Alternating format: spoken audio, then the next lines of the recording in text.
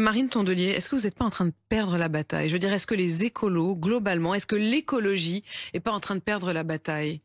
Alors le problème, si c'était que l'écologie qui perdait, je le prendrais pour moi. C'est l'humanité qui est en train de perdre la bataille. Parce que les enfants qui naissent cette année, personne ne peut leur garantir que la planète sera encore habitable dans 30 ans.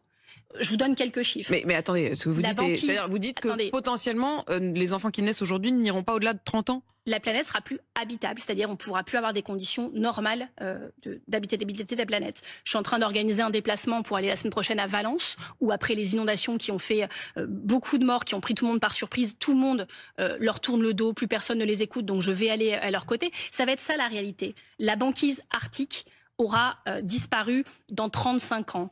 0,5% du poids de notre cerveau à tous les humains est aujourd'hui formé de microplastiques qui se logent dans notre cerveau.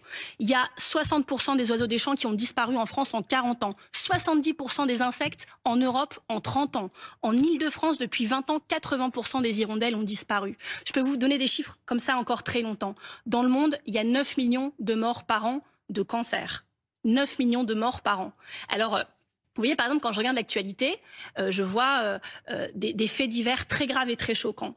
Et donc, on a l'impression que le vrai risque pour nous, c'est de mourir assassiné au coin d'une rue. Ça arrive, c'est 1000 homicides à peu près par an.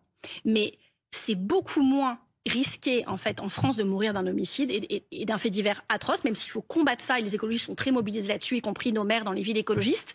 Mais le plus probable pour vous, malheureusement, c'est de mourir de ce que vous avez respiré, bu ou mangé.